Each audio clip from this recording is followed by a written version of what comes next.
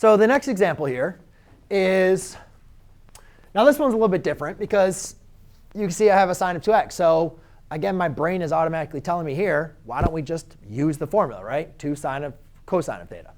And then also I recognize that 1 minus cosine squared, that's sine squared, right? Pythagorean identity. So let's work on this right-hand side.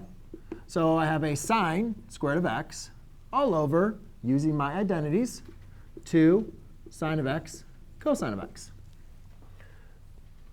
Now again, we're trying to get to 1/2 x. And hopefully you guys recognize that you could also just rewrite this as sine of x times sine of x, right?